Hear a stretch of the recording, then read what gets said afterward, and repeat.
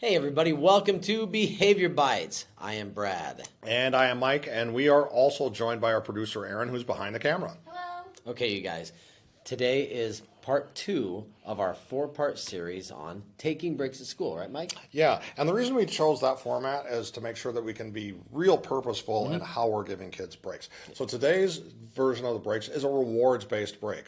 And what that is we're giving the student a chance to engage in a preferred activity. All right, and so why do we do it? What we're doing here is we are encouraging the production of a positive behavior.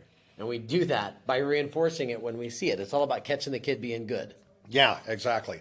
I also find that giving kids choices, especially in a school day that tends to be real rigid and structured, when they have a few minutes of like choice activity, that's highly motivating to the kid. Yeah. Another reason that we would engage in a rewards-based break would be that, sometimes a 60-minute math class followed by a 60-minute reading class, that's pretty long, right? Yeah. So building in these breaks naturally kind of splits up their day and puts in transitions. It kind of helps the kid take the day in chunks, right? Yeah, that's a great use of those breaks for sure. Yeah. So how do we go about this? Okay, there's not really one right way to do this, but there's, I guess you could say, almost two different sort of broad categories for this. Know what's going to work for the kid or what works for them. So one example I can think of would be one where they have to achieve a certain amount of something. So you do these 2 assignments, then you get this, or you get 10 tickets and then you get this earned break.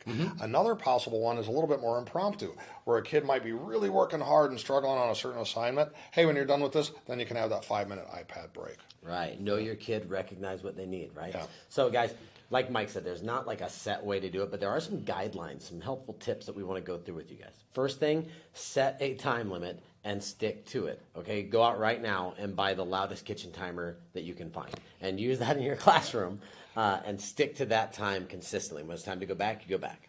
Nice. And kind of related to that is if you have a designated space, Yeah. if there's a designated space for the kids to engage in these reward breaks, it tends to be less distracting to the other kids in the class, and it's just defined for the kid. Yeah, So, totally. You want to make sure that you have activities that the students enjoy, right? Don't get hung up on puzzles. But listen, don't bend over backwards and cater to every single whim.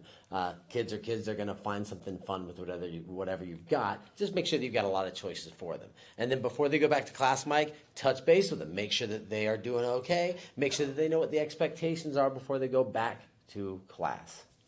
Okay, be sure to check out our other videos in this series. The ones coming up are on movement breaks and on coping breaks. Those are going to be fun. In the meantime, go forth, do good things.